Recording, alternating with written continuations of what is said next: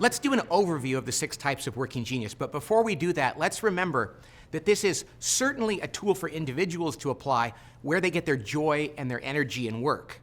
We like to say this is 20% of an individual personality-like assessment, if you will. But it's also the 6 steps, the 6 activities involved in doing any kind of work. So it's actually 80% productivity tool. So let's go through the 6 types now. The first working genius is the genius of wonder. This is a person who gets energy from pondering things, asking questions, contemplating. They're always wondering, why are things the way they are? Is there a better way? Is this the most potential we could achieve? People with the genius of wonder often don't think of it as a genius at all. They just do it naturally, but in fact, it's the first step in any kind of work. Somebody has to say, why is it this way? And should we be doing it differently?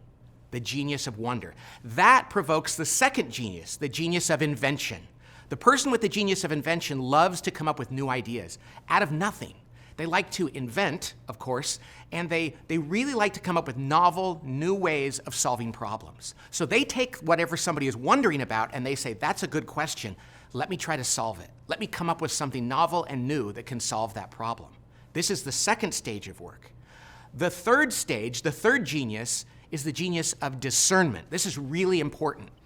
The person with this genius takes that idea that the inventor came up with and says, let me evaluate it. These people have great instincts, gut feel, intuition. They think in patterns and integrative ways. It's not linear and it's not based on expertise. They're those people that just know how to look at something and have a really good and accurate sense of whether it's going to work or not. And they work very closely with the inventor. They go back and forth, inventing an idea, assessing it, and discerning it. Go back and forth until the discerner says, yes, this is ready to go. Then comes the fourth genius and the fourth step, which is galvanizing. There are people in life that get their energy and their joy out of rallying people, inspiring them, getting people in a room and saying, this is a great idea and we need everybody's help. Let's do it. So they're the people who actually love to inspire and organize and get people moving.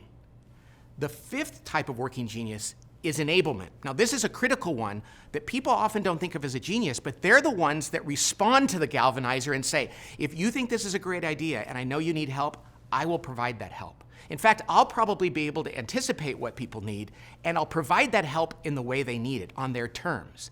This is absolutely a genius. Sometimes people that have this think they're just nice or they conform well, but it's such a critical genius on any team, the genius of enablement. And the final genius, the final step in any piece of work, is the genius of tenacity. And this is people who get joy and energy out of finishing things, crossing them off the list, making sure they've hit the standards, and that it's going to accomplish exactly what they want it to accomplish. This is critical because this is how we ensure that things are actually going to get done. So there's 6 working geniuses and 6 steps in any kind of work. It begins with wonder, and then invention, and then discernment, galvanizing, enablement, and tenacity.